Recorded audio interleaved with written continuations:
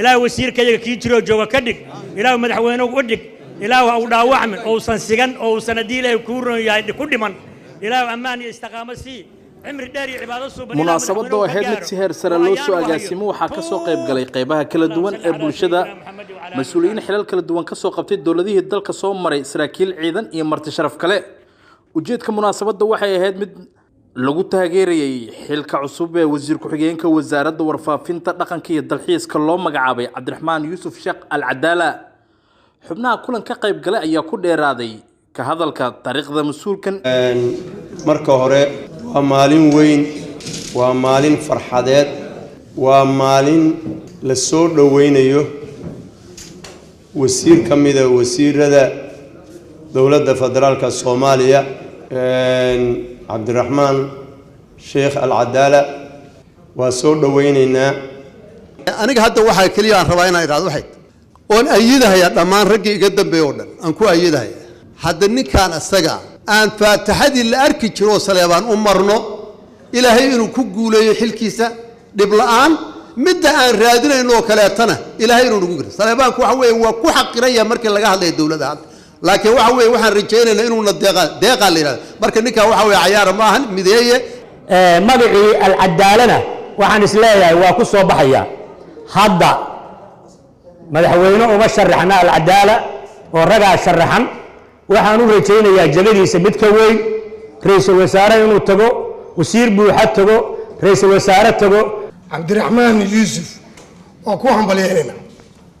meesha ka soo bilowdaan ognahay meesha hadda mareysaan aan u jeednaa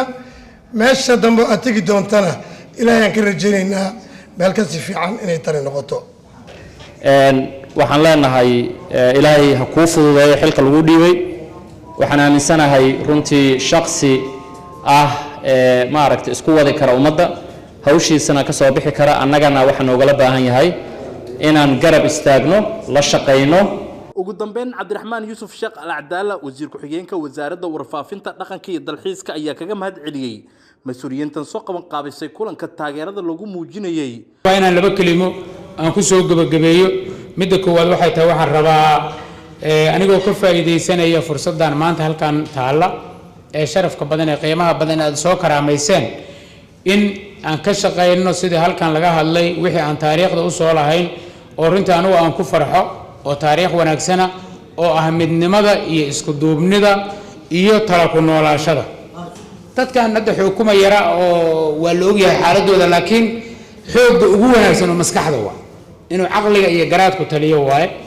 marka midnimadaas in la ilaaliyo aniguna doorkayga aadan waa ka qaadan doonaa mahad mutawakkil Honkebel TV Muqdisho